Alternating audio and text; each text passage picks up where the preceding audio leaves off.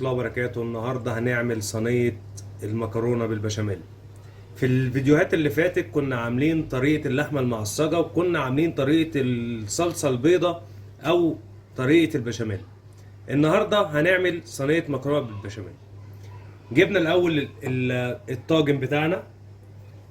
لو ما عندكيش طاجن بايركس ممكن عادي صينية ألمونيا او طاجن فخار. وسلقنا المكرونة. الاول هنجيب معلقتين بشاميل على المكرونه،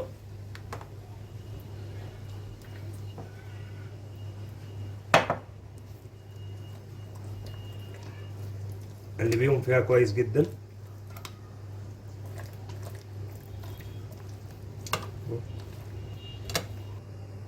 بعد ما قلبنا المكرونه في البشاميل كان معانا الطاجن، هنملاه بشاميل من تحت الارضيه،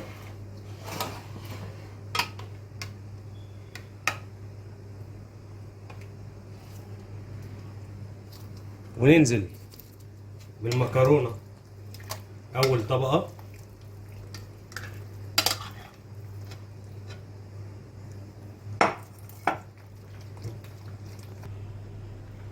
رصينا الطبقه الاولانيه، وهناخد معلقتين بشاميل برضو على اللحمه،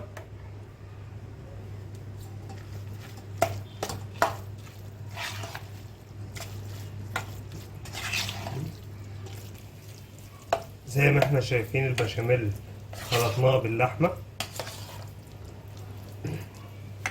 ونيجي في الطاجن بتاعنا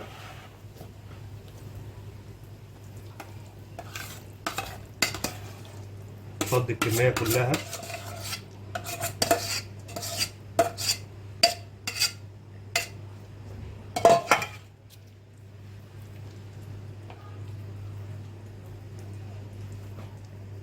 وننزل بالطبقه الثانيه، ننزل بالطبقه الثانيه اللي احنا عملناها،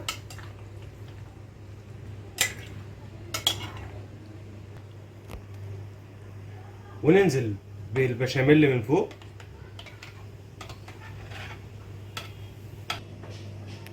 وكده خلصنا المكرونه بتاعتنا، وهندخلها الفرن، وبعد ما تطلع هنوريها لكم النتيجه الاخرانيه هتبقى ايه.